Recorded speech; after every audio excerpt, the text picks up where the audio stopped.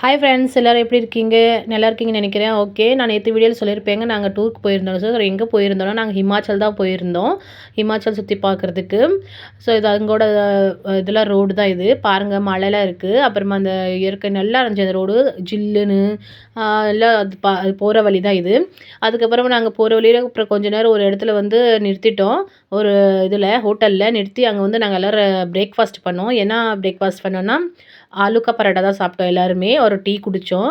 அதுக்கப்புறம் எல்லாம் ஃப்ரெஷ் ஆகிட்டு திரும்பி வண்டியில் உட்காந்துட்டோம் நாங்கள். அப்புறம் கொஞ்சம் எல்லாம் என்ஜாய் பண்ணிகிட்டு இருந்தோம். பாட்டெலாம் பாடிட்டு பசங்க நாங்கள் எல்லாம் சேர்ந்து நல்லா இருந்தது. ஆனால் ரொம்ப தூரமாக இருக்குது டெல்லியிலேருந்து ஹிமாச்சல்.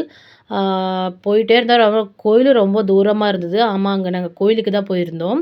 என்ன கோயிலுன்னு நான் அப்புறம் காட்டுறேன் உங்களுக்கு. பாருங்கள், இப்போ வந்து நாங்கள் ஹிமாச்சல் என்ட்ரி ஆகிட்டோம். இது பாருங்கள், அதோட என்ட்ரி இது.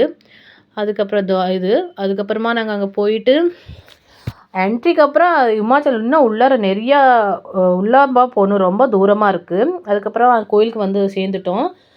ஒரு இதில் தான். அப்புறமா தரம்ஷாலா இது. அங்கே வந்து 500 சொன்னாங்க ஒரு ரூமுக்கு. ரூம் நல்லா நீட் க்ளீனாக இருந்துச்சு. வாஷ்ரூமும் நல்லா க்ளீனாக இருந்துச்சு. எல்லோரும் வந்து எல்லாம் ரெஸ்ட்டு பண்ணிவிட்டு அதுக்கப்புறம் எல்லோரும் குளிக்க போயிட்டோம் நாங்கள். ஒருத்தராக குளிச்சுட்டு வந்து லேடிஸுக்கு தனியாக, ஜென்ட்ஸ் தனியாக நல்லா இருந்தது. க்ளீனாக தான் இருந்தது பாத்ரூம்லாம். எல்லாம் அதுக்கப்புறமா நாங்கள் ரெடி ஆகிட்டு எல்லாம் கோயிலுக்கு கிளம்பிட்டோம். எல்லாம் ஒருத்தவங்க கிளம்புறதுக்கு கொஞ்சம் நேரம் தான் ஆகிடுச்சு. சரி, காலையில் மத்தியானம் ஆகிடுச்சு. ஸோ நெக்ஸ்ட் வீடியோவில் பார்க்கலாம். பாய்.